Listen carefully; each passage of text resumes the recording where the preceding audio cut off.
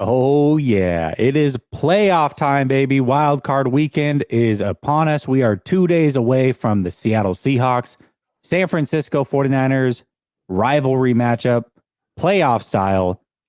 This one's going to be a barn burner. And I got my friend Brandon to talk about it all next.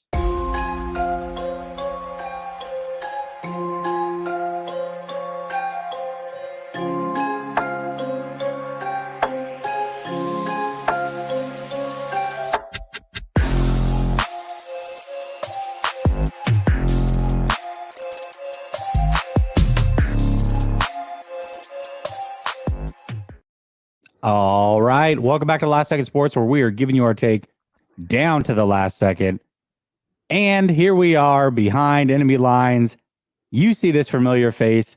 It's funny to say right before we hit the intro, my friend Brandon. I don't have many, if any, friends that are Seahawks, but Brandon, I consider you a friend, my guy. I appreciate you. E2.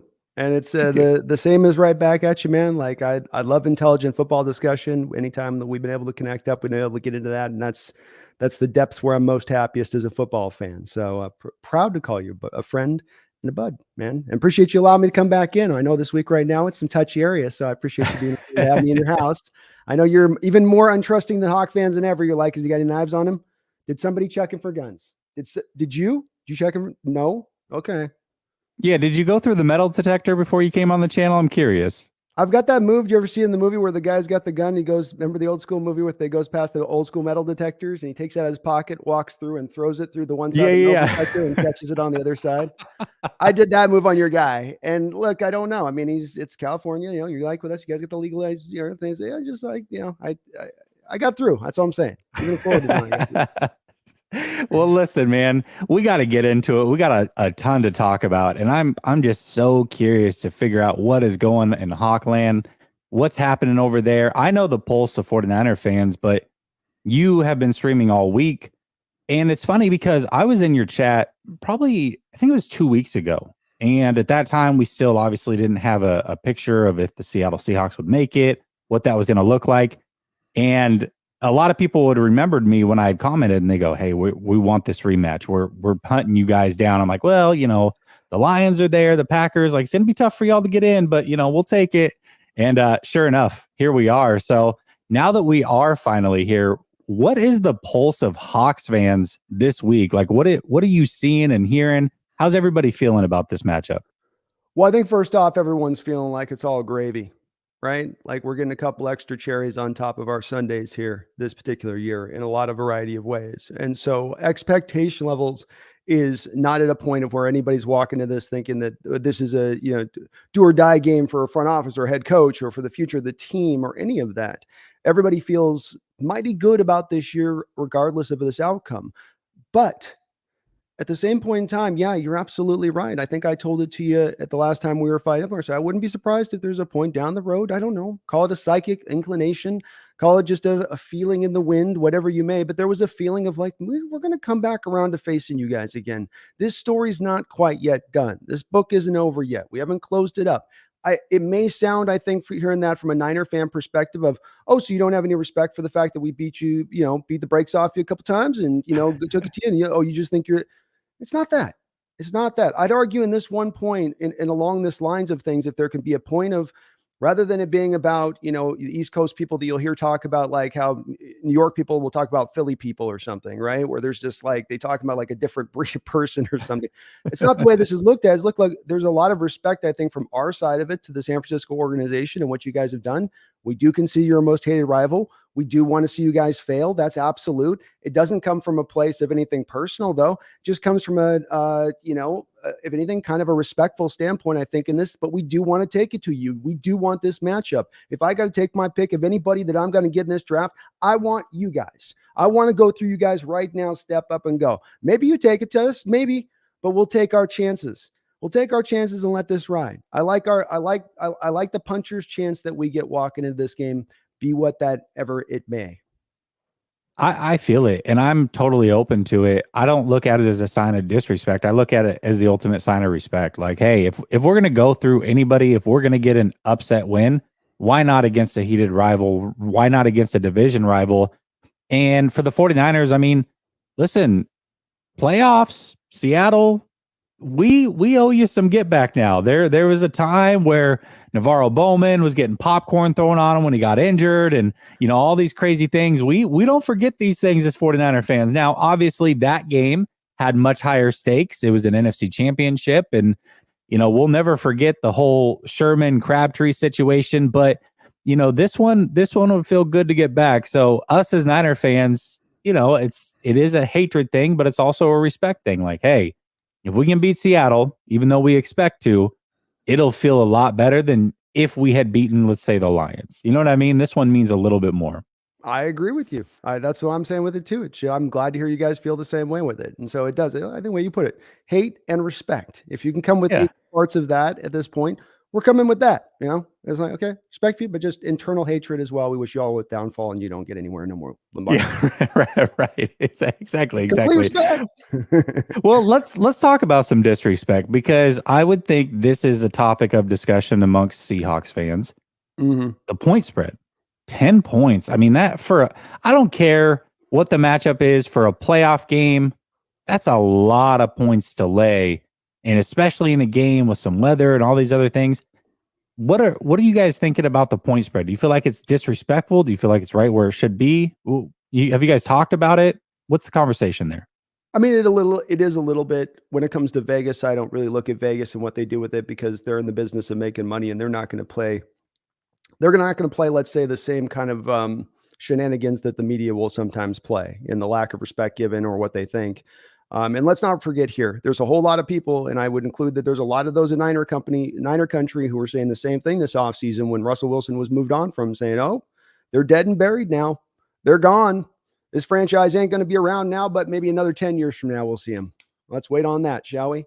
And so, when I hear, it's not as much with me from the Vegas standpoint of things. It's as much somewhat from a lot from the national media, a little bit. Some, though, coming from what I'm hearing with some of the Niner country on this stuff, where I'm hearing a pretty loud voice coming from it, where it's like, I'm hearing that same lack of we talk about respect. I'm hearing a lack of respect vibes coming out of Niner Nation this week, as far as saying, well, this will be an easy walk. We got to slip and slide straight downhill, no impediments whatsoever, right to the Super Bowl. And I mean, can we call Seattle a speed bump? Do we even have to play our starters, really? Should we limit snaps? Should there be a rotational basis here? I feel like as we go through this week, Jesse, it's going and evolving into that direction. And I got to feel like standing here where I'm looking, I'm going, I'm not feeling like that's respect. And I'm not feeling like that's a respect for the process and understanding, as well as understanding that, look, getting to the Super Bowl is kind of tough. Doesn't matter the opponent. Doesn't matter what year it is. Doesn't matter how good you feel about your team at the end of the year. Doesn't matter which conference you're in or how bad what you think you're going up against as far as the competition goes. Doesn't matter. That stuff all kind of gets thrown out the window. Now we're into the playoffs. It's a little bit of a different land. And while I say this saying, Jesse, you guys are the favorites to go, I think, to the Super Bowl right now.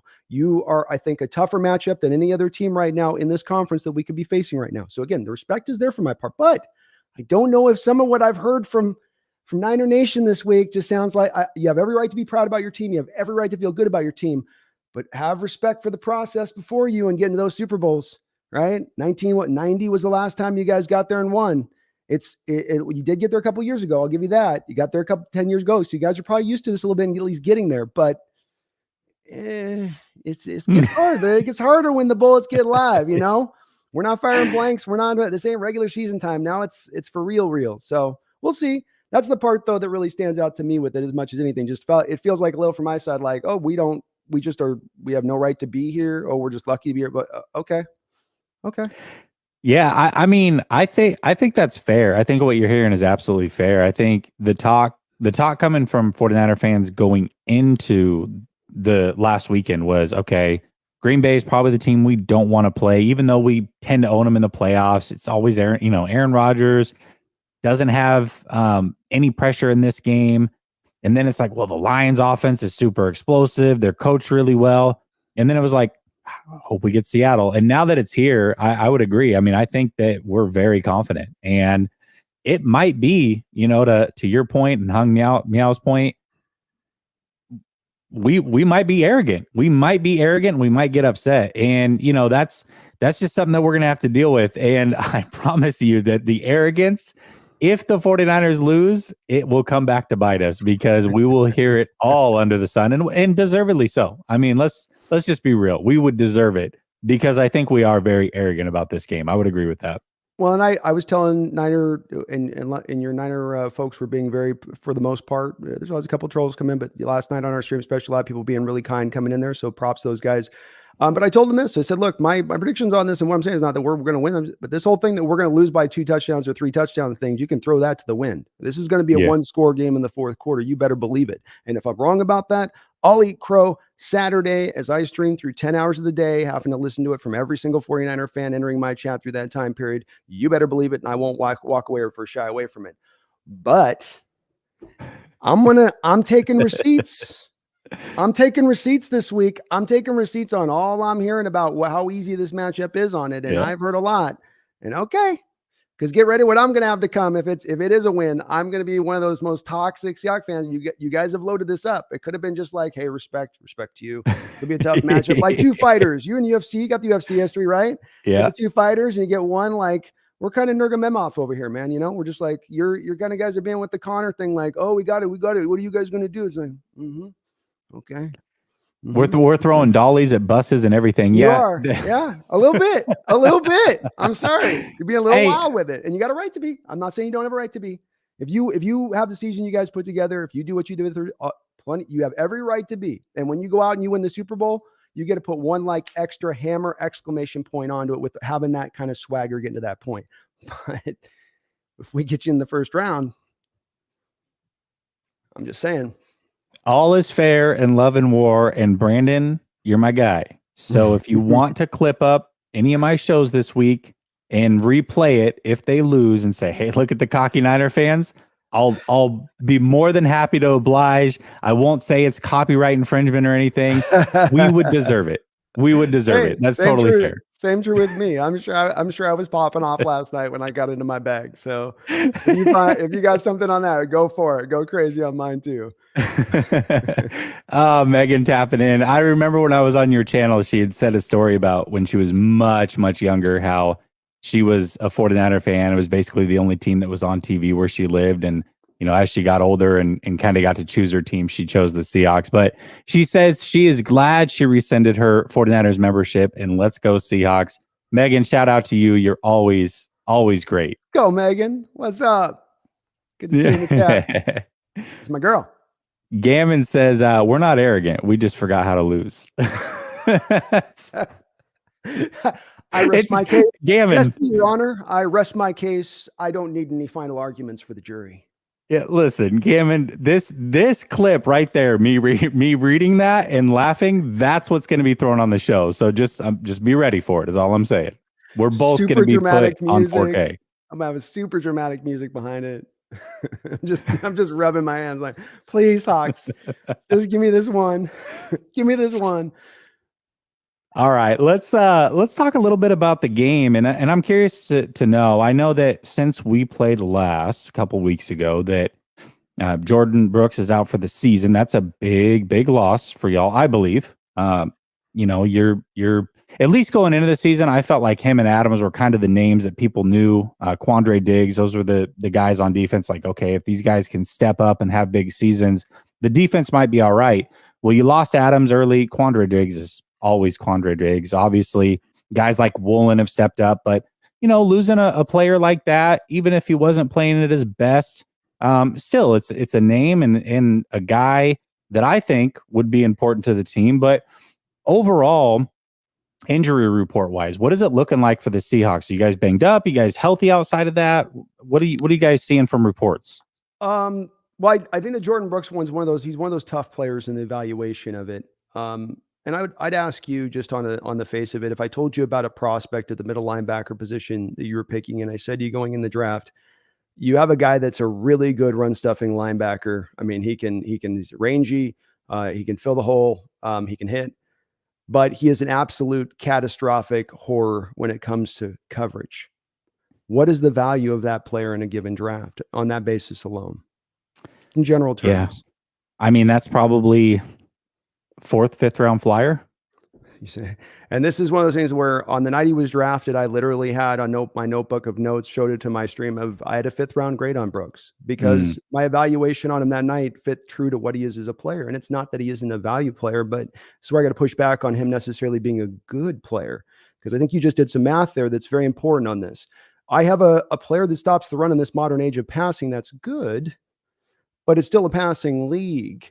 And in that first matchup with that first touchdown, who blew their coverage? Who got broken in that first coverage on Kittle? Was that yeah. Jordan Brooks? That's right. Yep. It was Jordan Yep. Brooks. And so if you look at him on a weekly grade that matches, the eye test matches this to what you see on like the PFF scores, which I don't lean on wholly, but they match up with what you see on this, where every week he comes through and the tackle grades will be relatively okay. The run grades will be relatively okay, but then the coverage grades are catastrophic. 90 snaps in his final year in college without a single pass broken up or defensed. He looked lost in zone coverage, going to a zone-based coverage team. Your team just last time attacked that very manner by which he's flawed in. And we've still, when he's been in there throughout this year, had some struggles against the run anyway. So how much of a benefit is that run stuffing ability really being brought to the team at this point? How much of a loss is it really with him out of this game versus Tanner Muse, who in that very same game against your Niners a couple weeks ago was a much more highly graded player in that game after Brooks went out with his neck injury, and who's been a higher graded player at middle linebacker since he did go down. I'm sorry to give you the long answer on that one, but that's, I think, a little bit of one that takes a little bit more to unpack on that particular one. Ryan Neal's the key here. We needed him to come back at strong safety. He was a boon. He was actually one of the best safeties kind of quietly in the National Football League this year. Doesn't get a lot of hype with it, but he really stepped in there for Adams after he had gotten back from injury about a quarter of the way through the year. Really stepped forward and was actually impactful for us. He's got a nose for the ball. He's a good player in that respect. So getting him back in this game is very, very important. So overall, the injury situation, at least defensive side of the ball, is pretty good. Aside from that, I don't think that we're down anybody substantial. Edge guys are there. Defensive line's pretty much ready to roll outside of Brian Monet. Of course, who went down to an ACL, but he wasn't giving us a ton necessarily. Yeah. Offensive side, it gets a little dicey there. We've got Phil Haynes down, so we're going to take out the gray beard, Gabe Jackson. He's going to come out there and try to make a go for a whole game. He's definitely going through his last year, I think, in this league at right guard. And then we are out Eskridge, who was our former second-round pick, who hasn't done a whole lot anyway, so his losses. But we're also down Goodwin, who's been actually a very good player for us out of the slot this year. Him being out is going to be also something that we got to kind of overcome in this game, and is definitely hurt with his absence this season. So that's pretty much it overall. So we're not in horrible shape injury-wise. We're not in great shape, but we're okay, all things being considered, I guess, this time of year. Yeah, and Neil, if I read correctly, his knee kind of swelled up and locked up on him after the 49er game. Is that correct?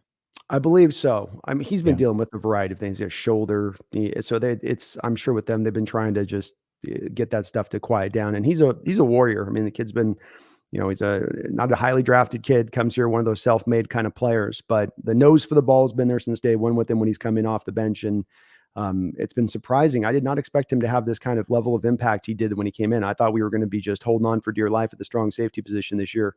And instead, again, he's been, maybe you could make the argument. I know this sounds crazy to say, you could make the argument he's been our best defensive player this year.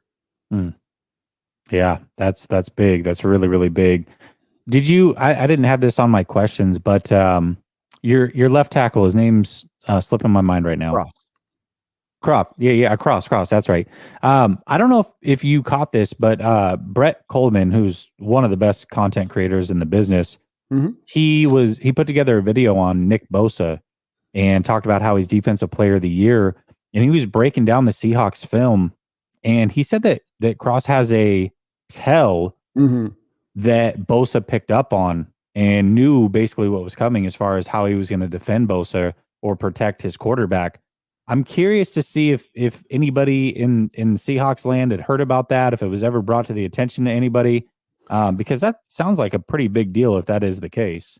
It did get brought up. Okay. I think it's been addressed because I haven't seen it come through in any other games. I haven't been watching for it necessarily as closely as of yet, because that was really the only game. He's had so few games that he's had it given to him, like that game with Bosa, where he just really was having his moments of looking like a rookie in his first year, kind of figuring things out. Most of the time, he's not necessarily been dominant. He's just done his job throughout the course of the season overall. And so it hasn't been as much apart. Admittedly, I didn't do as much of a deep dive because it caught me in the middle of just going, how this stuff goes, head down, and you're just trying to get through stuff. But it was a story that was brought up. And I'm sure that I think, unlike the answer that you got in your situation, is, it doesn't matter. I'm sure the coaches quickly cleaned it up. I would be very surprised if we come through this game at this point and that's not been dealt with. I think, and in fact, if you really want to get into that, Jesse, that very well could be a bit of an answer to your question from a proverbial angle of, okay, let's remove the bias from this. Let's remove the, I'm just seeing this, calling this out, that I'm seeing this in trend. And you guys are getting a little bit, me doth thinks you protest too much and you're pushed back on me for saying this. So let's see another NFL team that has a player that's saying he's showing a tell, and then let's see how they react to it. And if they clean it up and take it away, well, then that does kind of tell me the answer to whether or not it matters or not, doesn't it? Right. Yeah, absolutely. Absolutely it does. And, we talked about it last time I was on your show. We certainly had a similar situation, but I digress. All right. Well, Jim Everett here has a question about the rain, or I would say more of a statement about the rain. And I have a question about the rain. Yes. How do you think it impacts this game? Have you guys talked about it? Like, is it, it rains a lot in Seattle. It rains in the Pacific Northwest. So it's not like this is a surprise to y'all. It's not like you haven't played in this. It's not like you don't know these elements. And I would think that Seahawks fans feel like this is an advantage to them, no? I don't know if I'd think it's an advantage. I guess I would just say this, because I see this. I look at it like this. And I give him credit, at least, saying 49ers in the rain, no chance, Seahawks win. we would think theoretically have a little bit. I think rather than it being an advantage to either team, what I think it does is I do think this is why I think it's, as much as anything, a one-score game getting into the end of the game, because you're going to get a game slopped up. You're going to game from slopped up, probably goes low scoring, from low scoring, probably close at the end of the game. Nobody's really going to go outside of it at that point. We just got done playing in a game in rain this past week. We played in a lot of rain throughout the course of this year. You guys have too. You played it back-to-back weeks at the start of the year in rain. I am glad to hear he mentioned this from a Niner fan perspective, because that was one of those things of like cognitive dissonance you were saying from Niner fans through this week, where again, I pay attention to see what Niner fans are saying after week 2. I watch what's happened through my division and people, and I remember what people were saying after the Chicago game. Was like, monsoon, man, it just leveled the playing field, man. That's what held us back. What can we do in those kind of conditions? And then this week it's now like, monsoon, no problem. And that's where I go, hold on. Week two, it was the mighty monsoon. Now it's a trickle. Yeah. Like I'm hearing cyclone, but no, okay. Again, that's where, to me, that's that whole thing. I'm trying to just step back and I'm going, okay. I'm like a German Shepherd, when the German Shepherd, you go, okay. Okay. I get it though. That makes sense. That seems, what is the word I'm trying to look for? No, it's I don't know if it's ironic, but it's definitely double talk. I get what you're saying. Gray Fox says, Brandon, how is Walker's ankle doing? Is he playing? He has been playing. I will say that. I think since the 49er game, he's gone over 100 yards every single game since then. Also, as a 49er fan, I have learned to never underestimate the Seahawks. Call it PTSD or whatever. Divisional games are weird. They just are weird. I mean, I know you've probably heard enough of this. I'm not going to beat it to death. I don't think it's in itself enough of a big stat. Like, this in itself isn't enough for me to go like, well, this is why we win. But of course, you've heard the axiom. It's hard to beat a team 3 times in 1 year in the same year. It just is. And I was trying to do a deep dive. There's not a lot of information on this. You got to do the hard deep dive to like find the times that this has happened in recent history. But my memory on this is usually pretty good on my memory recall with this type of stuff, Jesse. And I would say that you're looking at probably that third game where the team that's been 0-2 is coming back probably like 70% of the time, coming back and winning those games. I'm guessing on that. Maybe I could be wrong, and I'd love to see if I can, jump into that a little bit. But beyond that, division games, like he says, are weird. That's the thing to me of why you see so many Niner fans go, we're going to just easily win this one. It's like, well, you got the elements. That's going to level the playing field. That just naturally does. Then you've got the fact that it's a divisional matchup, third time we're playing. You're not going to trick us with anything. We've seen everything you guys got on it. So, I mean, no, Shanahan's brilliant. There's maybe something he'll have up his sleeve somewhere, but not on a consistent basis, playing and play out, right? So that's going to level the playing field, right? That's where I come from. And it's as much as like, well, I think my Hawks will come in and do this. Well, it's much like, well, wait, as much as these other factors coming in with how I do feel good about my team too, in addition to that. But that's to me what makes this leveled up. But I'm glad to hear Gray Fox and a few others aren't there necessarily in that. I've definitely heard a lot on the other side of it going, yeah, this ain't gonna be nothing. Yeah, absolutely. Actually, and I could be wrong on this. Somebody in the chat will fact check us. I actually think it's the team that is started 2-0 actually wins the third game more than they lose. However, my gut could be wrong. This is a division game, and I think that's where things might change up, because the 49ers were actually in the same exact situation last year in the NFC Championship, and they lost. So to me, I think, anytime that there's that division game, it obviously makes it tough. Obviously, the only way you're going to play a team 3 times in a season is division, but I want to say that it goes the other way. I could be wrong too, though. So somebody in the chat smarter than us, can you fact check that? Chat, get on it. Yeah. I mean, I feel like there's got to be some fact checkers out there for us that can keep us honest here, because I am curious now. Because you said it the other way, I'm like, I could have sworn I read it, but we both got strong gut instincts on this, and we both know both our instincts are pretty usually right. So that's why we're both. I really want to know too. I do, because I do feel like it's been in the past when this could, and it could be just too recency bias, because like you said, it could be last year's Niners Packer thing going down, and Rams with the Rams where you beat them twice in the regular season and then lose in the playoffs, where I'm going, oh, it's that I'm just remembering. So it's that just happened recently, so it's stuck in my brain. That's definitely is potentially what it is too. I want to say, you know what though, it's been a while, and I think the last time I checked was years ago, and it was like when Dallas and Philly were playing in the playoffs again, type of thing. So it could have changed since then. And remember, those always have to be 3 times in a row. It has to be a division matchup. Yeah, it has to be. They all have to be. So, like, if it's a third time you're playing them, it ain't, well, either in my conference or something. It's been, no, you've already definitely been within that division, which, again, that equalizer of those division matchups, because the players talk about this. This isn't contestable. Players not in every division and all walks of sports and all will tell you, like, well, yeah, you play them a lot. The familiarity there, you know them. There ain't, they speak to that often, and it's a real thing. I think it's like, well, then here, let me just do a little bit, Jesse. When they say, well, what about the week 2 matchup, right? When they go, well, we got you guys as a blowout in that particular game, which would be true. It was a blowout. But again, what was the parameters coming to that game? You got Seattle on a Monday Night Football game coming in on a short week after having what they were going to think was like that was their Super Bowl at that time for Denver, right? And then they're going on the road to play the Niners in the rain, which this is why I don't think the rain's necessarily the great advantage to us, because you guys did beat us in the rain in that first time.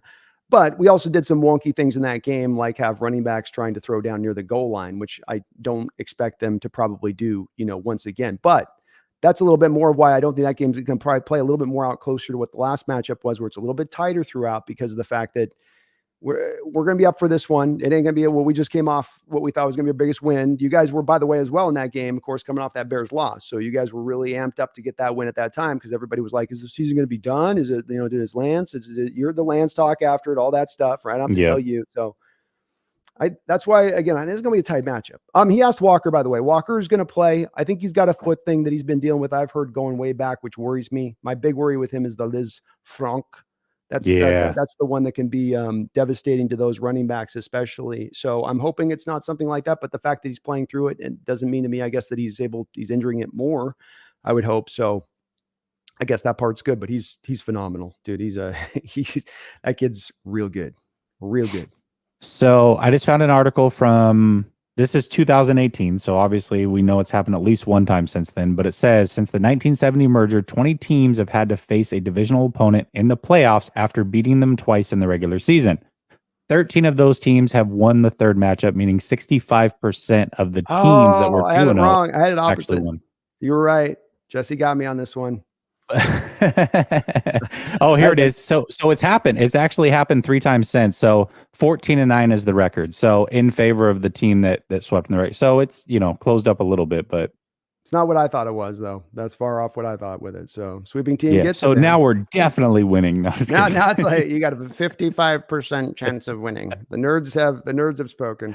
on that one. Thank you for looking that up, by the way, though. That must have been kind of, I tried to look up, it was a little bit buried. So good on you. Go Yeah, it taking that wasn't look, an easy looking one to that up. find. I was trying to do it during the whole I conversation. I was was. trying to It drives me prolong it crazy. so I could find it. Yeah. Doesn't that make you mad when you're like, we're in this age and I can't do this thing where I can ask Siri for anything, but I can't get you to, it's like, yeah, pretty much. Yeah, absolutely. Keith, I'm sorry, man. You super chatted twice and both of them were kind of late. I got to them late, but you had asked about the weather. And then you said, I can't stand the rain in Missy Elliott voice. I Do you said, have the I trash bag can't on as stand well? the Like the rain. whole, yeah. It's my window. I can't stand the rain. God, I can't stand that song now. Thanks, Brandon. Thanks, Keith. I appreciate it. And then he comes back and he says, have English is hard. Teams have best team 3 in a season 17 times. Yeah, we just saw the stats. So it's I apologize. I'm a little late on the super chats. Gammon says Seahawks look both dominant and awful versus the run. Yeah. Okay. I mean, maybe you can shed some light. He's not wrong. The running game is going to be an interesting one on this one. And we'll probably get to kind of some keys in the game here in a second with it. But yeah, it's a big part is us stopping the run with you guys is going to be big. I think getting Purdy to have to throw the ball and relying on his arm, especially having pushed the ball up the field, especially in those elements, I would like to challenge in that way. I'd like to get that. And that's, I think, stacking the box is a helpful way of doing that, but you got to just play better defense as well. Keep your gap integrity, and not get blinded. You got to just, handle this tough Niner rushing attack. On the other side of it, our running game has a little bit of ebbs and flows to it. I mean, Walker's got a little bit of that home run or, -1, 2 yards home run, right? He gets a little bit of that going for him, but he's still, he is still a very dangerous back. The thing you like about him is he is a home run guy where you can struggle offensively and bam, he breaks one open at 7 points all of a sudden. He's got that legitimate just quickness and speed to him that we've been able to see, and he doesn't have to have it blocked up right to make it go. So that part does make them difficult. And if Homer's playing, he's been running really well behind as well. The line has been blocking a little bit better in the run game. And I think with Walker too, as being a rookie, he's starting to kind of, even those running backs that are rookie, they'd say that, well, they're always ready to hit the ground running and they know everything about, they just get that production going. They're still learning too, right? They're still in that rookie of understanding all of the interests. I can't say that word, but all of the little details, the little simple word, in order to get things right, where they need to be and how to choose a hole. They did this last week with it, where they're like, Carroll had to tell him in the second half, okay, just not as much dancing, just take it into the hole and go. It looks like it's there. He did. They got an effective game out of him. I think over 100 yards in that. So that's the pathway for us, man. We got to run. We need that balance. We need to control that time possession better than we have in the first two matchups.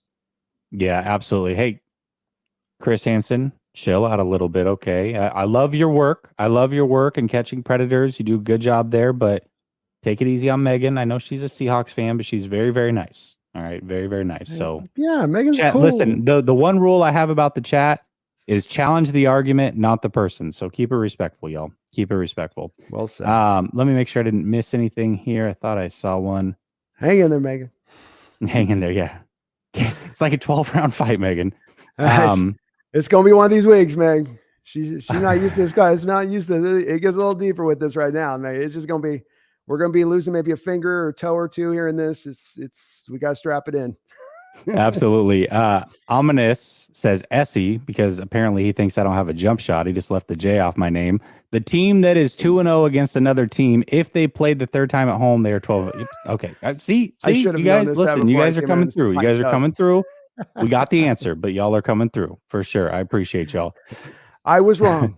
I was wrong. It was me. They just want to hear you say it over and over, apparently.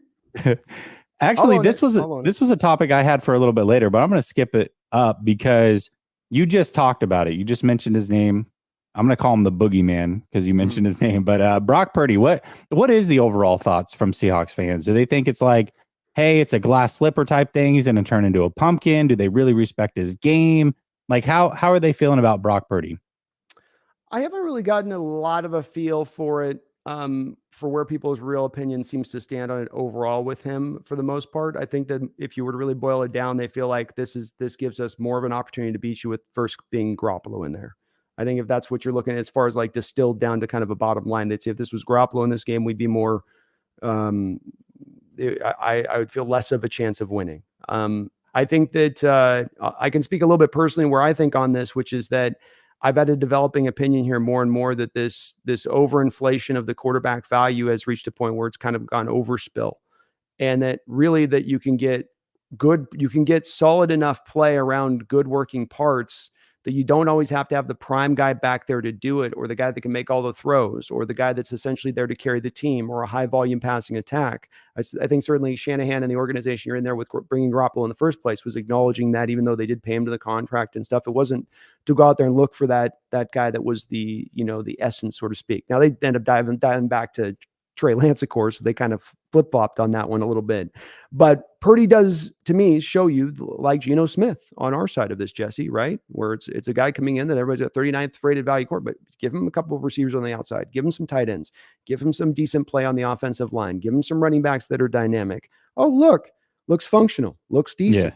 Wow, isn't that amazing? And this is my growing argument right now. It's one of my pet theories that continues to move on here, which is that in the team that is in the evolving state looking forward, not right now, but looking into that 5-year future, it's the understanding that minimize down a little bit of the quarterback position, raise up the rest of the team around it, get those parts all really fully injected through. And then that's the type of team that's going to go get you a Super Bowl now, rather than having to always be down to this, rely on the quarterback, pay him 50, 55, 60 million, 250 million, fully guaranteed, 275 million, 6 fully guaranteed. No, let's pull that.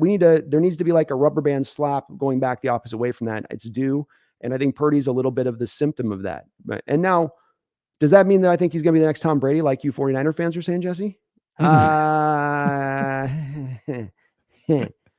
Look, he's playing good football. Has he been challenged yet? Has he been put up with his back truly against the wall here and tested in a way that I'd like to see a seventh round rookie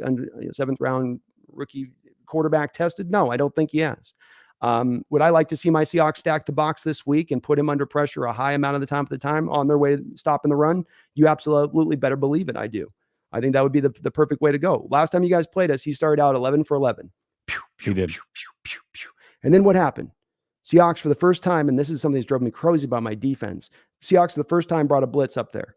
So, okay, let's blitz. Let's try something. Like, let's not just do the 4-man fronts. Here we go. Yeah. You bring up the extra guy. What happens? Incompletion. He gets a little bit, got a little bit of pressure.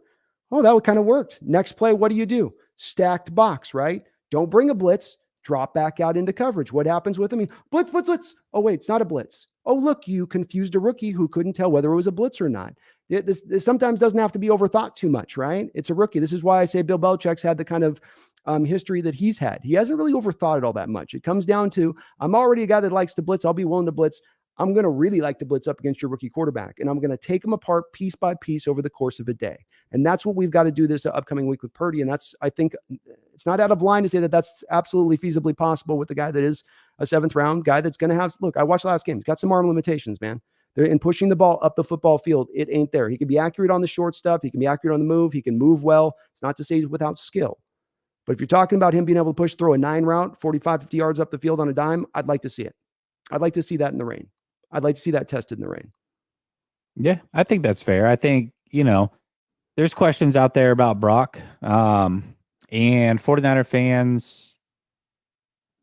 I think all fan bases get excited about quarterbacks that play well early. And I think it's fair. I mean, we've seen it across the board. I mean, we saw it earlier this year with Dallas's backup quarterback. It's like, he's better than Dak. And then it's like he's better than Dak till he's not better than Dak. You know what I mean? So it happens. I get it. There are things that Brock Purdy definitely needs to answer for sure. I don't think he's been put in too many crazy situations, but so far he has answered the bell.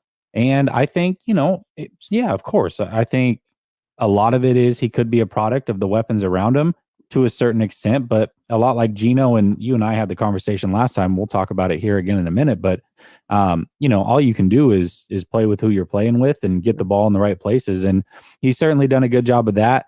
I think some 49er fans are going a little crazy with it, calling him, Brock Montana and whatever else. But overall, he has definitely answered all the questions thus far, but there are still more that need to be answered. I would agree with that.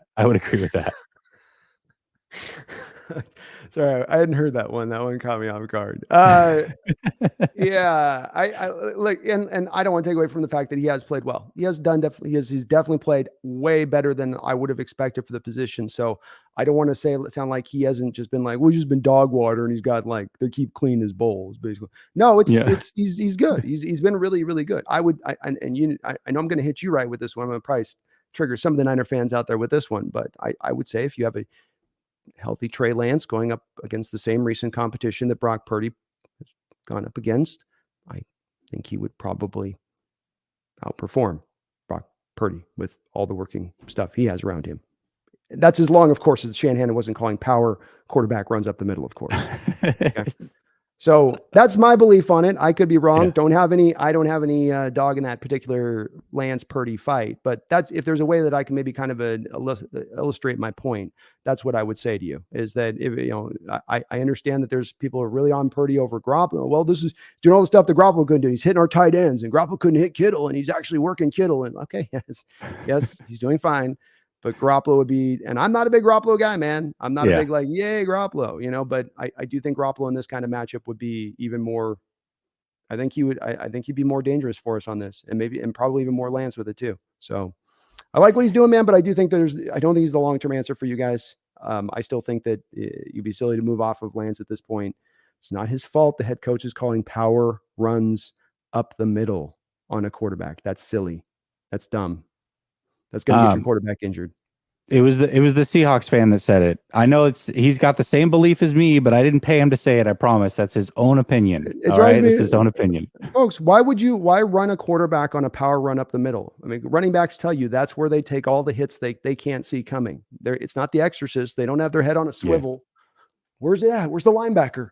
I don't know. There's one coming this way. There's one coming this way, but I got a lineman down here. Where do you look? I don't know. Oh, I got hit and blasted from a spot I didn't see. When you get out to the sides, that's when you can see.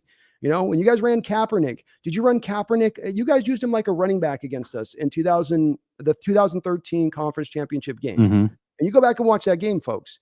Those runs weren't going up the middle. He was running. They had Frank Gore lead blocking out in front on the edges and had him out to the side. That's what they were doing with him, getting him into a place where he could control the contact. He had the sideline to his advantage. So like, I know it sounds like maybe I'm just jumping on with Jesse. We're of like mind a little bit like this when it comes to Trey Lance. And I'm sorry. I am a believer in Trey Lance still. I think that watching that game earlier this year and them calling that play, that was twice on that drive. They called it, by the way. If I'm not mistaken, it wasn't just once on that drive. That was the second power option run for your quarterback on just that drive alone in the second game of an NFL season, in which there are 17 games in an NFL season. Right. You can tell me that that's a long-term plan for health for him? And they go, but Josh Allen, but Josh Allen. Miss me with that. I love it. Brandon, I love it because you and I definitely agree on that sentiment for sure.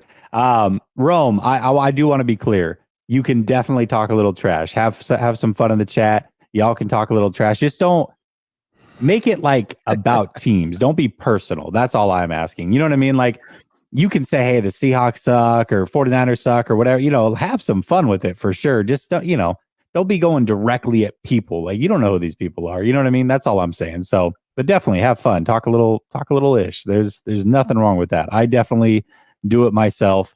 I just don't want anybody to feel like they can't come in the chat and, have a little bit of fun without just being berated. You know what I mean?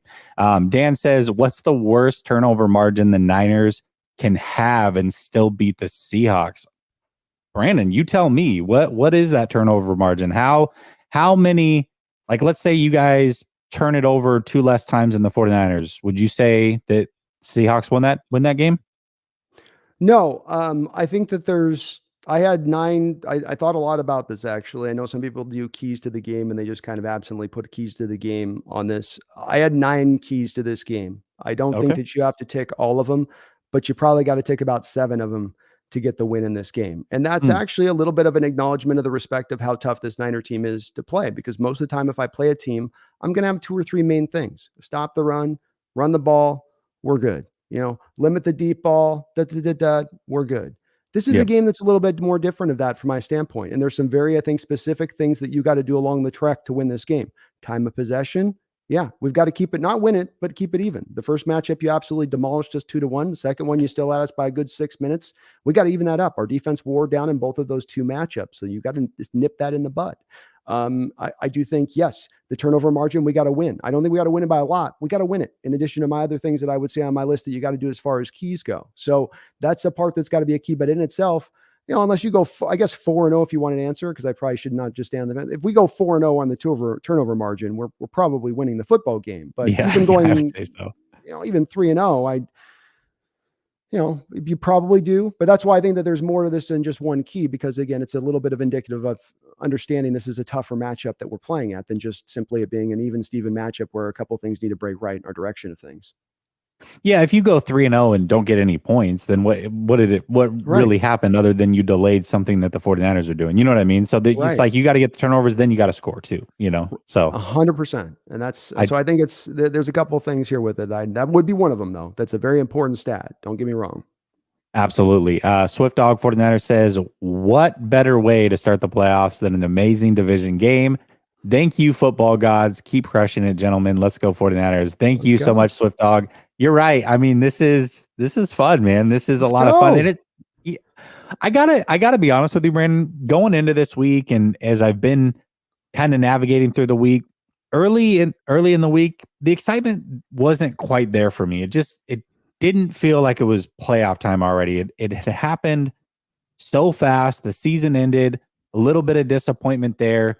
And then now that we're here and we're 2 days away and I'm talking with you, the more you're talking, the more amped up I am about this. And the more that I'm seeing the chat kind of at each other's neck, the more excited I am about this. So I'm ready now.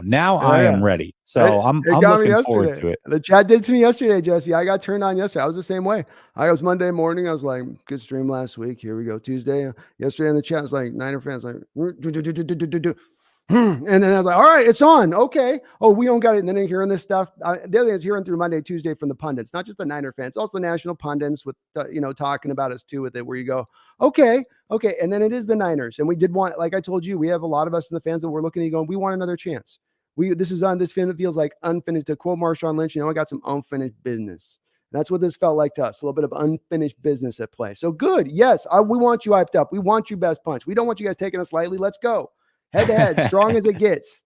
It's on. I love it. I absolutely love it. Well, let's switch this up a little bit. Let's talk about your quarterback. And I didn't have this as a topic, but the last time that you and I were on a show together, we had a really good debate around Geno Smith. And at that time, you guys I think we're at the number 2 pick. It's obviously changed since then, but at that time you were at the number 2 pick. And I said, hey, why not take one of these quarterbacks? Like, is Geno really the long-term answer? And it seemed like not only you, but even in the comments after, most Seahawks fans agreed with you and said, hey, we really believe in Geno and we think that he could be the answer. At least give him one more year. Let's figure this out. Let's take some other things in the draft, some other needs. And, we obviously saw what happened in that game and, what's happened since then. So has anything changed on your front? Do you guys still really believing in Geno? Like, what's the overall thought when it comes to Geno Smith? Well, I think first I got to be honest in that what directs me on this and guides my own personal opinion on this, because I can't speak necessarily. I think people are overall, to answer your question, they're overall positive about Geno right now. Personally, right now though, I am informed on this by a value standpoint. The same point of the tales from the discussion of Brock Purdy lead into this, in the respect of, I look and view it now through a lens of looking towards, you want to really look at how to start to build teams up in the NFL, to me, it's, if you can get the Patrick Mahomes or the Allen or the Herberts or the Burrows, that's great. Those guys are hard to find. They're hard to pick up. Don't want to count on probably the anomaly. Instead, try to find an easier road to me and a path. And if the anomaly happens, then great. Like you stumble on gold, great. Like we stumbled on what Russell Wilson, when he was brought in first to be a game manager, he became so much more great. You got gold. Fantastic. But take it from an approach of value. So yes, I think personally, I'm still way on board with bringing in Geno Smith, but it's got to be at that value point, right? It's got to be at that blue collar contract that hasn't yet really existed in the NFL. Even when you guys signed Garoppolo, which was below top market value, it was still at very high market value in the overall scheme of where the cap was. And so it's either, rich man, poor man a little bit in the NFL from the quarterback position. We've got to find that place that's 20 to 25 million per year, to where now with that extra money, you're able to build up that much more of a team around him. And when you look at the struggles that have been, he's had some up and down moments these back 5 games or so. It's not been all bad. There's been up and down. But when you've seen a little bit of the fluctuation in play, it's been with the loss of the receivers on the outside. It's been with the running game not being able to be consistent at times through this back end of the schedule. It's been with the pass protection, as you saw in the last game against the Niners, starting to fall down, starting to kind of fall apart a little bit there on those edges. Not being bad, but just not being as strong as it was to begin things, where it was giving him clean pockets, time to go through his reads and play the quarterback position naturally. Now he's been under a little more duress. So I think you start to bring back those same factors he got to play with earlier. You get him on the low contract. You get the players that you can build in around, not having to pay your quarterback 45, 50, 55, 60 million, wherever it's going to go this offseason as far as the next guys. You're on to, I think that's a successful pathway to go. I do.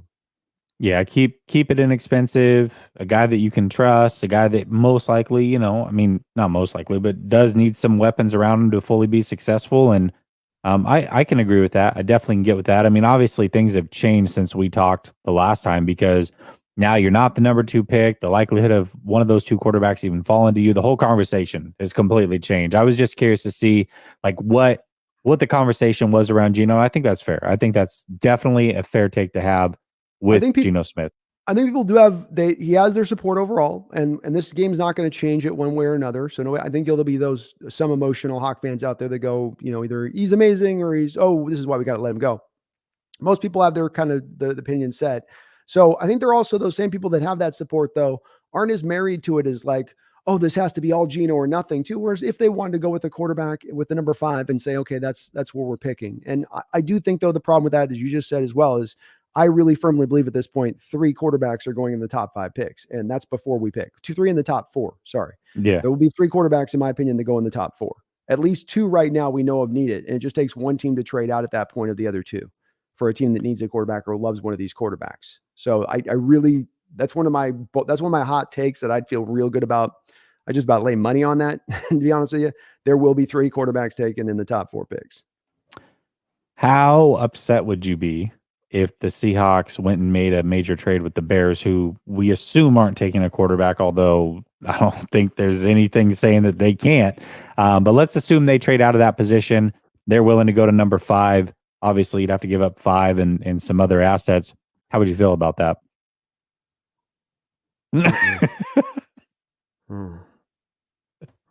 Enough said, man. Enough said. Why would you even put that in the universe? I don't know. No. I love it. I love it. I have no interest whatsoever at all in trading up. You guys learned this yourself. That's not the way to paradise. You know what I mean? That's not 2 tickets. That's not Eddie Money style here. Okay. That's not 2 tickets. That's 2 tickets to somewhere. Right. Yeah. But it ain't the paradise. All right. Yeah. You're getting on the jet, and it's one of those jets with like chickens on it, right? And a lot of like, people are like, wait, what's going on? What did I just get on here? That's what I got the ticket. Yep, you're heading somewhere else, my friend. So no, you don't trade up in the draft to the top of the draft. That's dumb. That's stupid city compared to the value that you have to give up and all the players that you could get up. I'd rather trade back, to be honest with you. Move 5 to 10, pick up an extra first. Look at the teams this year that have benefited from trading for future first round picks and how the return has been. We picked top 5 off of Denver's. I think Philly's got like a top 10 or something like that off the Saints, or a top 12, 13. Then you have the other team being the Lions, who have the Rams pick. They're picking 6 or 7. It's, again, there's a lot of proof for this. You guys just suffered it. You see it all across the board. When everything's telling you don't go a direction, it's like, remember the Bruce Almighty scene where he's driving in the car, he's passing all the signs that are telling him, stop, don't go this way, stop, don't stop now, don't. He's like, I'm looking for a sign, God, whatever you can give me. And there's no sign being given, and he's not looking at the signs. Like, all the signs are telling you don't do that. So I think we need to yield on this one and just pick where we're picking or move back. Totally fair. Totally fair. And sorry to throw that out in the ether for you guys, but if it happens, I'm calling you right away. Secret that thing. I hope you just didn't do that. You just secreted us. We got secreted by Jesse at Last Second Sports, folks.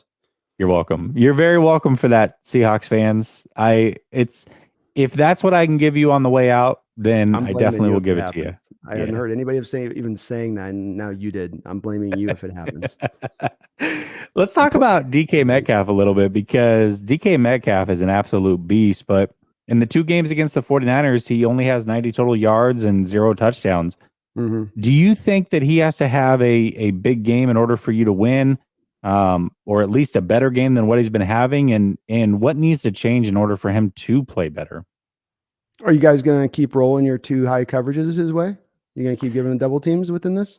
We might. I mean, I know Lockett's played pretty decent against us. I mean, call me a football simpleton, but I come from the arena that says that if I've got a receiver on the outside who alone just about play in and play out draws double teams, and I watched the all 22 of the last game. I saw the all 22 rolling his way, rolling. You would have thought there was a party coming to his side of the field. It's weird. It's kind of crazy. So, when it comes to I get this even from my own Seahawks fans about steps Metcalf got to take forward or steps within the game. I will say in that second matchup, I'm not saying Ward didn't play a good game as well, but there was some handsiness that was letting him get away with. You're rolling the double teams. Okay. So if the officials are going to let him play and get all kind of little grabby, and then you get the double teams over the top, it's going to get a little hard on your receiver to get free. He didn't play the cleanest of games on top of that. I will give you that. But I mean, like in the first matchup, he went over the top of your cornerback and one-handed it 50 yards down the field. It got called back. Why? Because our lineman took an extra step down the football field in pass protection. So, again, too, it's like we're also down near the goal line at the point we had a running back throwing it down near the goal line instead of Gino trying to throw to him there as well. So it's, yes, in certain ways, he didn't have his most productive effort, but still, I will say, as an offense, when I have my design as an offensive coordinator and I have my receiver one on the outside, and I know a high propensity of the time, that receiver is going to command not only that corner's respect, but he's also going to command the safety's respect over the top on a given play. And he's taking away 2 for 1 on a given play. I'm going to be able to usually take advantage of that schematically in other places that don't rely on him to have to then go be Superman around that. And I would offer that if that is your offensive designs to do that with that type of player, you probably don't have a very good offense overall. See Calvin Johnson with Stafford and taking that methodology and approach. So he's fine. He's not a problem. You're not out of line to ask because again, it's been something I've heard from Hawk fans. But again, look at the end of the year, 1,100 yards. I believe he just turned 25 years old. Just turned 25 years old in December. And if I'm not mistaken, I think he's something like 8th all time in most yards before he's turned the age of 25. So I think he's going to be okay. I think DK is going to be fine. I do. Yeah, absolutely. You know what? That's a matchup though that was really fun to watch last game. Mm-hmm. Mooney Ward definitely got physical with him, and we know DK is very physical. It's fun to watch it. It's fun. It is. It feels like a little bit of a heavyweight fight. Somebody said Tyson Holyfield style. I love watching it, and it's the game within the game, and it's those little micro matchups that you watch throughout the game, and you can't take your eyes away from it. That's a fun one for me to watch. It really is. And I don't mind. I expect with this being a playoff that it's going to be a physical one. And I don't mind it when the refs do let some of that go on. And even if it's beyond the letter of the law, I'm not one of the ones that will complain about it really, unless it's not being consistently called on both sides. That's the only thing. Yeah. It's just like in baseball where it's like the strike zone's wider today. Well, is it wider for both sides, for both teams? Fine. I can play within the parameters of that. But if I'm seeing them calling our guys on their side, but not calling, that's where I go, oh, okay, hold on. And I'm not necessarily saying that was the case with Ward, but that's when it comes to I'm the same way. I much rather let him play, let it be decided on the field in both directions of that, and let's see how it goes, on that side.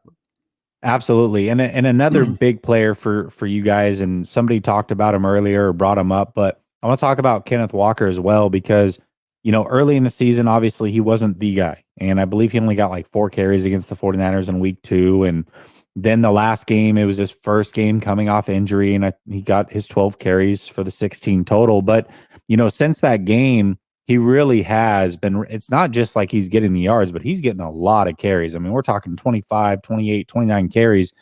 And I would think that that's something that the Seahawks are going to want to continue here. So do you think that Kenneth Walker can have success against this 49ers defense, which is rated number 1 in the NFL against the run? Like, how do you see that matchup playing out? Yeah, I think it's the thing with having a defense like the Niners is that if there's a hole open, it ain't going to be hole open for very long. right? It's you might get it open. Somebody's going to be there to fill that back up if it does. I do think in some of, like, for instance, the natural wide nine technique, that sometimes gets run by your defensive line, where you get a little bit of those linemen stretched out along the gaps a little bit. That's one of those things where if you have a quick hitting back to the gap who can get to those holes before they then kind of close down, they can take advantage of that. Now, you do have the linebackers and at the second level that can clean stuff up. So this isn't to say that this is just like, oh, this is the open way to us running the football. But it is a way for him to have success in this football game, is to be attacking those gaps fast. I would argue that I tend to like to see Walker trying to get to the edges, whereas with the San Francisco defense, with its speed that it has and some of that natural gap alignment that you get along the defensive line, I would kind of prefer maybe more of those A and B gap runs, where you are trying to maybe get up into those gaps really quickly with him, with his speed, and just see if he can hit it quick. And then you don't necessarily have to block it up long at that point, because he does have that burst and speed. He's kind of that rare quotient back that gives you a bit of both, right? Usually the speed guys, they're not as necessarily got that 8-yard burst you look for in backs. You get the one or the other a little bit, but he's got them both. That's one of his main two attributes he brings to the table. So it doesn't guarantee success, but that's more of probably a pathway to success. And I don't think he plays much that first matchup, because you felt good about Penny. I mean, he finished off the season's averaging 6.1 yard per carry before he went down. So he was being productive. And he was coming off the hernia thing. I think in the preseason was Walker too at the same time. So still trying to recover at that time from that. Yeah, I really respect Kenneth Walker's game. And, a lot of 49er fans have been talking about, like, oh, we shut him down last game. Like, well, hold on. Like, to be fair, yes, we have the number one running defense, and I do expect them to hold true there. But Walker was coming off of an injury. He may, just to be honest, I thought it sounded like he really pushed it to come back for that game, since the division was on the line potentially. It seems like, hey, if that game didn't have as much meaning, he probably would have sat out. But it was like, okay, there's a lot of meaning here. I'm going to press it. Might have came back a little bit too early. And we saw, as he got his legs under him, started to look much better, albeit against a different defense. So but I do have a lot of respect for Kenneth Walker. I think he's going to be a good player for y'all for a while. And, it was one of those things, like when he was picked, I was like, gosh, you guys tend to take these running backs a little bit early, but that was a good one. That was a good pick for y'all. And I think that's going to pan out long-term. It's another one of those great debates in our own fandom about running back value. And of course, analytics are on this like fly on poop, where it's just like, you can't do this with a running back early and da-da-da-da-da. And it's going to come up against this year, because there's a variety of backs in this draft that are really fun to watch and could potentially draw themselves up into potentially first round discussion. So you're going to see this breakout amongst a lot of fan bases, I think, as the draft period, ramps up. But you're right. I don't even think he's 100% from the foot injury as it is right now. He broke off a 60-yarder the other day, and at the end of the run, it felt a little like he was carrying his foot with him, just a bit. It wasn't bad. Like, he's limping like something out of, Scrooge or something with Timmy, but it was like he was kind of maybe favoring just still a little bit with it. And again, the research I did on this did point back to maybe this going back a little bit with him to his even back to like high school days or something. So I don't know where it is. It's not like a bone thing. It's like something between the bone and the meat and the bone. There's some little like soft thing in between. I'm not a doctor. Medical analysis is on point on this podcast. Those are the exact medical terms, by the way. Yeah. In between it, el doctors on the boneth. Yeah. So he's probably better than he was when he was in that game. Still not probably 100% healthy. I'd reckon he's probably like 95% or so, I would bet, in this game, but still absolutely dangerous. And you're right about the last game as well, because this is the other point, that you need him for that game. Why? Because your other backs Penny's gone for the year. Travis Homer comes into that game with his ankle turned bad, so he can't really run. Homer's, coming back himself, I think, in that one from an injury. So you didn't want to get down to your fifth, sixth guy. You wanted your main guy against a Niner team. You knew you needed that. So I agree. It's a good point on your part. When I go to the doctor for my knee injury, I hope that he diagnoses me just the way that you did. He goes, you got some bone here, and you got some meat, exactly. And then in between there's some things that are happening. There's a whole lot of gunk in there. It's kind of plasticky, but between the shell and the meat and the bone, the plasticky, it's kind of spin up there like a circle. Okay. We're just going to get in the plasticky stuff. We're going to separate that out. Okay. Mm-hmm. We got to raise the shell over the bone through the meat, right to the plastic. That's right in that plastic. Yeah, I got it. No, I totally, I feel it. I know. And I know what you mean. That's the crazy thing. It's Lex, It's Imlek science. says, "Hey Jesse, if the Niners win the Super Bowl, are you going to the Super Bowl celebration, downtown parade in San Francisco, Santa Clara?" Yeah, that is actually the plan. That is actually the plan. Obviously, I live in Tampa, but that is something that I have definitely let my wife know. I say, just so you know, if the Niners win the Super Bowl, I plan on being there. So no pushback from her. So that is the plan. Let's hope that they get there. We're definitely a few weeks away from that, but that would be a ton of fun if it can happen for sure. Yeah, that you got to do it, dude. I didn't. We won the Super Bowl. I was in New York, and I definitely was kicking myself because the whole city just poured into the streets. So you got to do it. Got to do it. Yeah, I think it's just one of those things that you have to be there for. Absolutely. All right, Brandon, we've talked a lot, and you said you have, around 9 things that you're really looking at in this game. But if you could just boil it down to either just one thing that you're really putting a lot of emphasis on, or a player, weather, anything, what for you is that one X factor going into this game that could really decide things? I think that you got to come into this game from a Seahawks standpoint. We could go into the particulars, but if you want to go high level on this, which all that stuff's informed by, you got to come into this, like I led at the top, and understanding that this is a gravy situation and that you're in a unique situation when people normally get to the playoffs, there's some kind of expectation there as you get in that playoffs from the fan base, from the national stage, whatever you want to apply there. You're going into this game without that. You're going into this game with a top 5 first round pick, also a top 5 second round pick. You've got a bunch of money to spend. You have a young team on the rise, 6 rookies you started. Nobody's looking this year and not looking at it as anything but a highly successful season. So if that's the case, let that inform this strategy for this game. Let it all hang out. Hold nothing back. Do the wild and crazy. Do all the stuff that all the coaches are scared to the bottom of their boots on a weekly basis to try to do. Do that this week. Why not? Why not up against this type of opponent? Why not in this kind of given situation? It's a little bit like the game, remember a couple years ago with Oklahoma and Boise State, right? Remember that game? One of the great upsets in college history, and they're running Statue of Liberty plays and everything else out between. I loved watching the Lions last week with the hook and ladder. I loved watching the 4th down attempt that wasn't going to be, hey, we've run the ball well all day, but who needs to run? Let's pass. We got Jared Goff with his 2 gloves. No fear, playing to win, letting it all hang out, especially in that first matchup against you guys. I felt like we played very safe, don't want to lose it. Is our rookies going to hold up against these pass rushers? We're kind of scared. Can't play it scared. Can't play it in that way. Can't play it with any kind of fear in our hearts. Got to go at this to try to win this game, and let's go take it. And so from a coaching standpoint, lay it all on the line.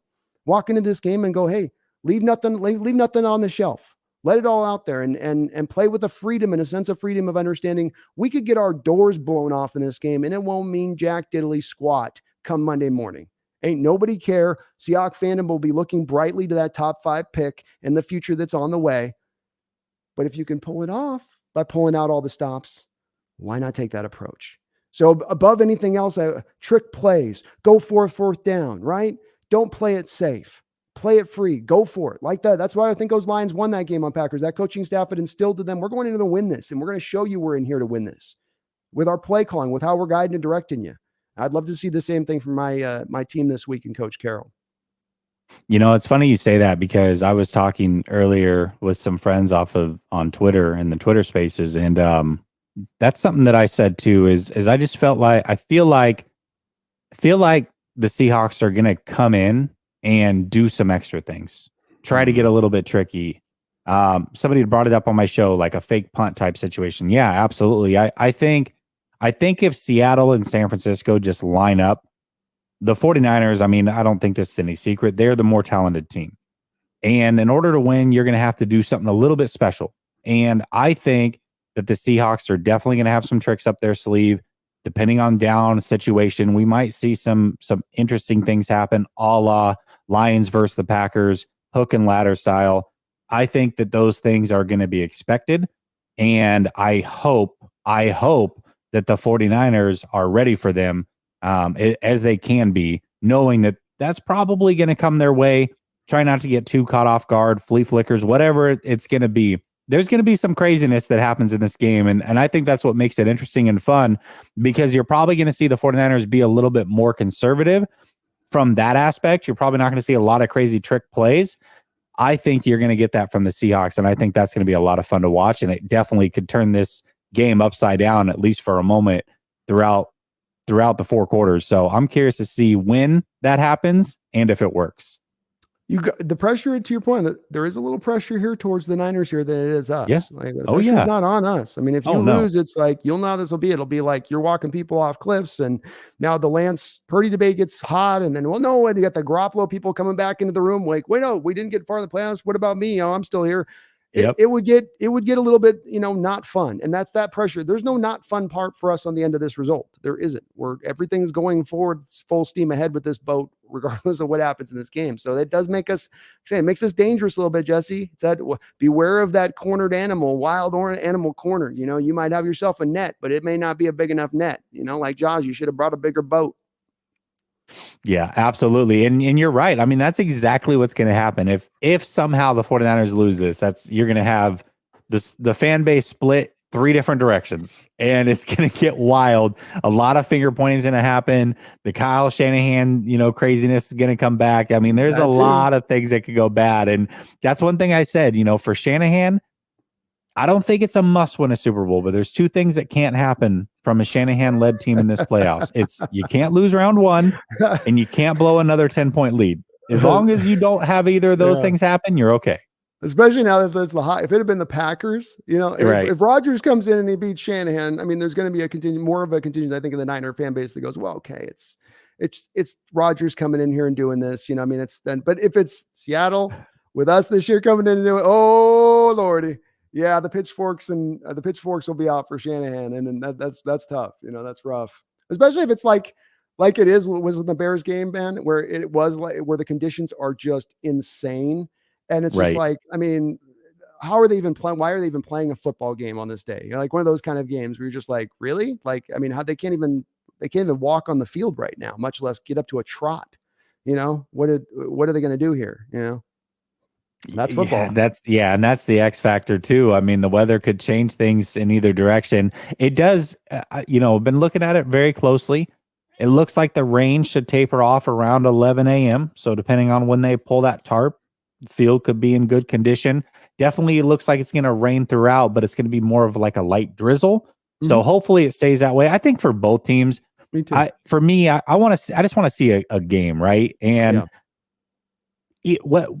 whether the 49ers win or lose, if it's just a super sloppy conditions, like you're just not getting the best product on the field. And that's what I want. I want to see the best product on the field from both teams. And let's just see what happens. But, rain and wind and these things happen in the playoffs. Cold weather, snow, like these are the factors that you got to deal with sometimes. And they can be the great equalizers. So we'll see how that plays into it too. Nothing worse than that moment like you had you guys' Bears game in the first game where like the ball is going up in the air and then it lands on the ground and it just goes. Yeah. And you're just like, and nothing just makes you go like, oh, what are we doing here? Like, I agree with you. I would like to see a relatively clean game in that respect. I'm not a huge fan of it being played in the elements because it does seem to just kind of add a randomized quotient to it, Yeah, 100%. Jason, Seahawks fan, obviously says Jason. Hawks rule, Niners drool. Good Let job, him know. boys. Let him know, Jason. I love it. All right, let's just get down to brass tacks, Brandon. You got to give me a score prediction. The last time we were together, you were very, very realistic, and you at that point you said, "Listen, I love my Seahawks. Division on the line. I don't see them winning this game." And you actually gave it to the Niners. And actually, now that I go back, I think your score was actually very, very close. So in this game, how you feeling? I mean, I feel a little bit different this time around. The last time we talked, I could tell that it was going towards you picking the Niners, just the way you were talking, but I feel a little bit different about this one. I feel like you might be leaning towards the Seahawks. Why don't you tell me what your score prediction is? So we're gonna go through this game, and it's gonna be a tight game. I think the elements are going to impact it. Maybe not to the greatest degree, but to a degree of tampering down, let's say, a high scoring type contest. It's gonna go to be 20-20, and it's gonna go into the overtime. 20-20.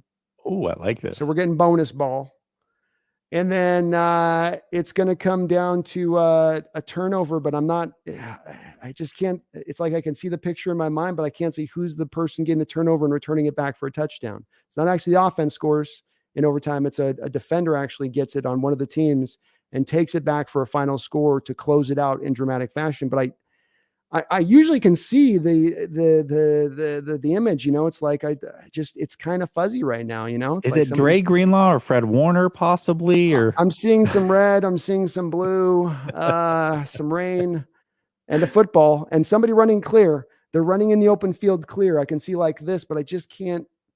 The colors are all kind of going together when it's fuzzy like that, They just also I don't know. It's hard to say on that, man. I can't. I'm torn on this one between my heart and my brain, and then wondering a little bit about how this stuff is going to be equalized by the nature of the division matchup, by the nature of being a team 3 times in a row. And again, I know that stat was brought up, so that certainly doesn't help me to predict. Well, actually, that means you're going to lose.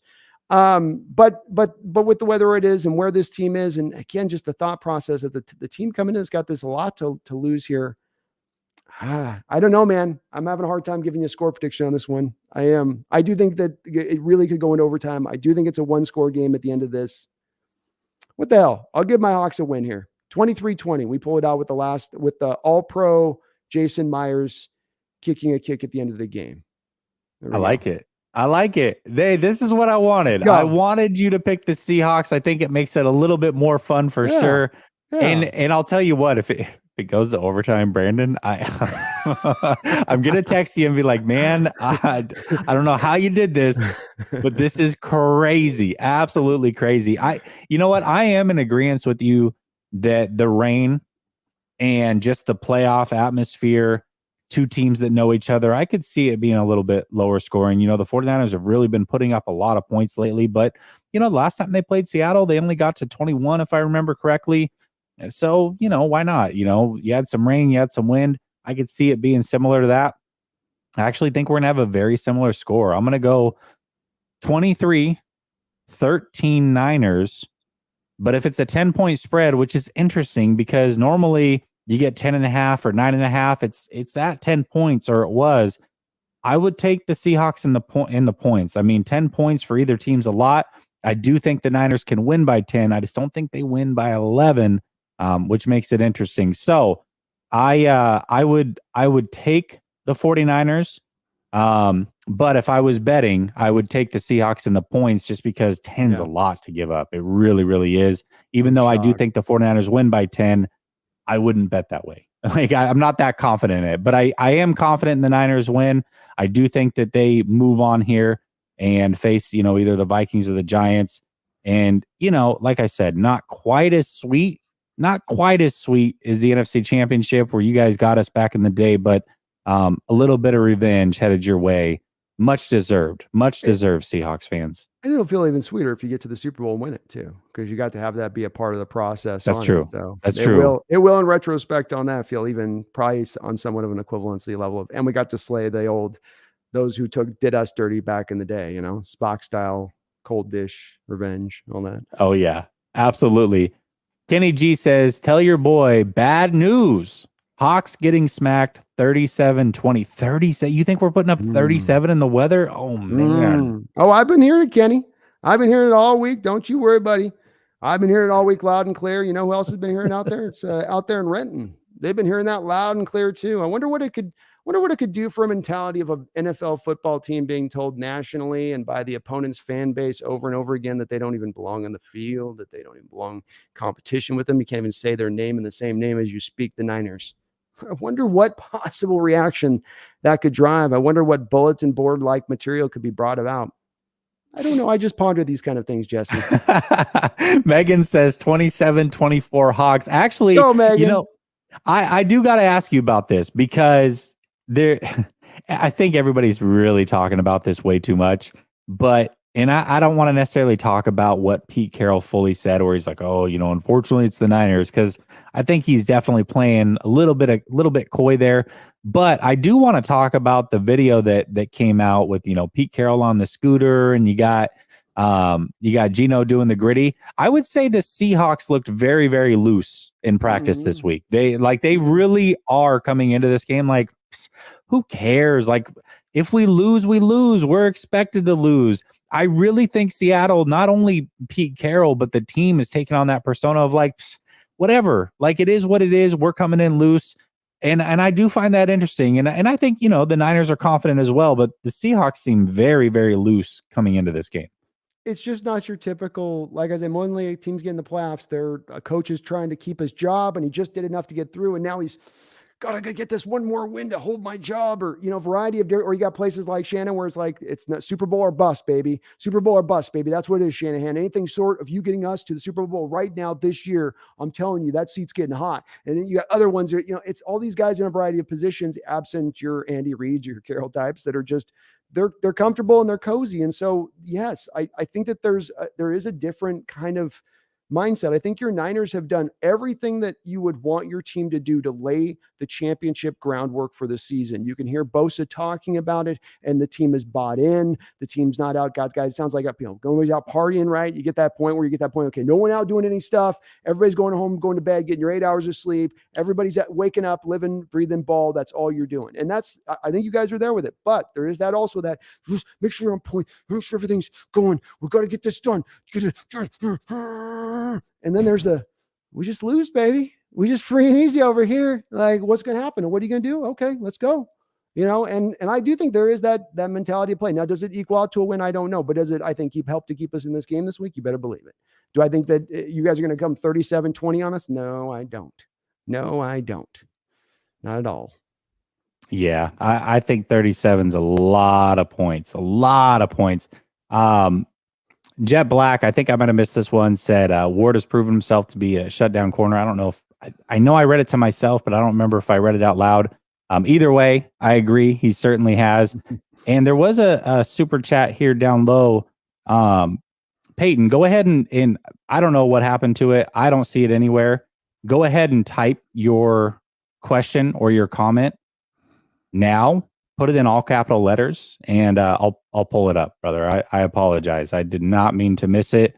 I just didn't see it. So Alex says, I'm a new member. Appreciate you.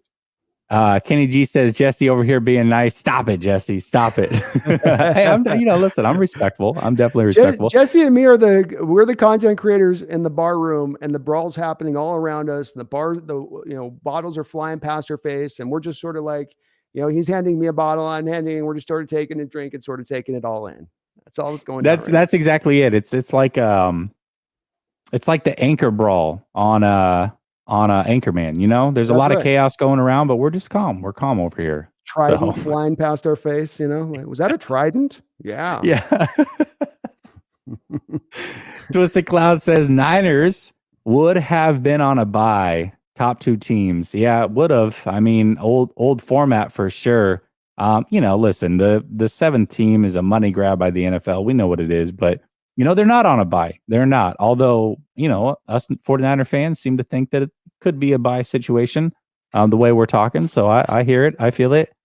Megan says so we have no pressure on snaps, us. Right? Bosa's only getting 15 snaps. Yeah. We don't want to stress him. We need him for next week. All right. We got to save him. We got to save him for the next game. Megan says we have no pressure on us. Happen out there somewhere, man. I joke, but there's a chat somewhere with somebody. Do we really need to run Bosa like 70% of the snaps this game? I mean, like 30 will do, right? 30%. Yeah, that's exactly what it is too. Megan says we have no pressure on us. Like I said before, this is all bonus for us, and we have nothing at all to lose. Game on, boys. Game on. I love it. All right, here's Peyton's question or comment from earlier. What will the Seahawks do to game plan around Mitch Wishnowsky? Can they slow him down? It's Mitch season. You know what? I think you're half joking, but at the same time, Mitch is having a really good season. I mean, he's got those knuckleball punts. He's definitely been pinning teams back deep. And here's a stat for you, Brandon. The 49ers are first in the league in starting field position defensively and offensively, believe it or not. So the 49ers start just inside their own 31-yard line on average. Mm-hmm. And the defense has opposing teams starting just inside the 26 on average. And both of those are first in the league. And, you look at it, you say, okay, 5 yards, not a lot, but over the course of 12 possessions, I mean, you're getting essentially 60 extra yards to spotted each and every game. That's a big deal. It really is a big deal.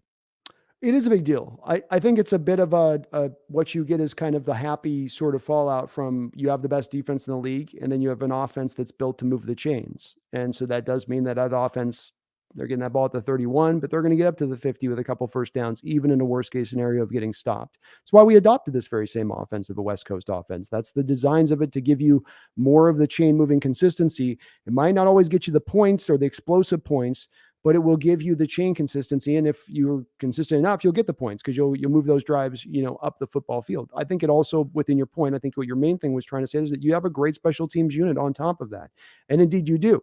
Luckily for us, according to Football Outsiders, which I've got no doubt, they say that we have the number one special teams unit. So that same flipping of the field stuff that you talk about is what we have as well. I think our kickers missed 2 kicks. Our punter's had his best year of his career, and he's had a great year to start, by far the best in Seahawks history, punter in Seahawks history, Dixon. So I think that's again another spot where I think both these two teams are both going to be able to flip the fields. They're going to both push the offenses in a position to have to drive far up the field, absent somebody making a mistake. I think we'll put Lockett back there to do the sure-handed stuff. So you're not going to see us trying to even really return it. It's just going to be back him, just fair catch, take it. But both of these two punters can absolutely flip the field. Your guys' special teams unit, if we're number one, I'm sure you're top 5, if not top 3 within that. Because I know you guys have a very good unit all the way around. It's another part. You don't have to sign us Hawks fans up. I long say it. I think you get it too, where a lot of fan bases throw off the special teams unit as this thing that doesn't matter, or that it's sort of this, third leg to the team, the small stubby leg, you got the other 2 legs and there's a little tiny leg holding the rest up. It's not that. In many respects, it's a huge part of the game. And if you turn it into a weapon, it can help you win football games over the course of the season. It can help make it easier to win football games over the course of the season. I think both of these coaches recognize it. I think we definitely I try to give my props to Carroll for it. And you should certainly give Shanahan his props, because it's not just a by happenstance thing. You have to purposefully take an approach of valuing it and building your roster around it and making sure you have the right coaches in it to make it that kind of dynamic element. It's more than just having a good punter or having a good kicker. It's the commitment to the whole aspect of it to make it that weapon. Yeah, 100%. Alex Music says, me being a Lions fan and a Seahawks fan, I think you just hate the 49ers, man. We were doing Sea Lions last week. I call ourselves, we were Sea Lions. So, we're doing the exactly. Doing my lion call on my channel. That was, it's crazy because going into that game, a lot of people are like, oh, they have nothing to play for. I'm like, I don't know if you know Dan Campbell, but he's going to have that team ready to go. And I promise they're not going to disappoint. I didn't expect them to win, but I knew they would give everything they had in that game. And they certainly did just that. Yeah. Aaron Rodgers' crocodile mouth got his butterfly ass bit is what happened with that. Because you heard Deshaun Elliott talk about it in the week leading up to that about, oh, number 12 over there doesn't respect us. Number 12 over there doesn't Number 12 over there. And you know what? That's right. They got a rallying cry. And why did they do that? You got Aaron Rodgers at his press conference on the loss early in the year going, you can't lose to a trash team like that. You just can't lose that kind of crap team. Like, you know what I mean? You lit a fire in them for later in the year, which they might not have had otherwise. And they might have just played you like it's the end of the year. We're going to the Lambeau. And I think that he kind of did with that a little bit. And that's, it's be careful how much dripping you do. He did. He got cocky. And not only that, but when they went on their winning streak, he's like, a lot of people were talking and where are you at now? And it's like, well, I mean, you didn't make the playoffs, but that's, pretty rough. You set yourself up there a little bit. I'm not going to lie. Especially this year, Aaron. This is the year where you pipe it down and you take your lumps and you're like, yeah, this is going to be a rough one. I got these rookie receivers. I'm not going to pull this thing together. This is going to be no. Ken Fashion Journey says, hi, Jesse. I just subscribed to LSS2. Congrats on the new channel. Yeah, that's pinned in the chat there. That is all NFL content. So not just 49ers and Lions like the channel here. So it's going to be all NFL content, a little bit different format for sure. If you are interested in that, or you just like rocking with us, make sure you subscribe to that. I'm also going to say, make sure you subscribe to Brandon's channel. Link is in the description. If nothing else, Niner fans, I promise you, if the 49ers win, you're going to want a Seahawks chat to flood. That's the one. If you're going to flood anybody's, Go flood his, have some fun with it. Link is in the description. Go show him some love over there as well. He just gave us an hour and a half of his time, and that is pretty damn awesome of him on Wild Card Weekend. We just got a great show out of it because he was so generous with his time. So go show him some love as well. Appreciate you, Jesse. Thank you. BMF Ranger says, I'm a new member. I appreciate you, BMF Ranger. And that is it. We are 2 days away from this showdown. At this point, essentially 36 hours. I cannot wait. I can't wait till Saturday. This is going to be a ton of fun. Brandon, as always, thank you for being gracious with your time, brother. We will definitely talk next season, but good luck to your Seahawks, but not too much good luck. You know what I mean? Not too much good luck. I mean, kind of the same to you, like good luck, but not really. Like good luck, but I hope you guys flame out completely. No, but I mean, like seriously, like I hope you guys are the best, and I want you to raise Lombardi 20 or 30 years from now. That's just all I'm saying with it. Just at that point, it'll be good for you at that point, but just seriously, you guys got to die this year. Sorry, but it's gonna be good. It's gonna be good. Absolutely. All right, y'all. Peace.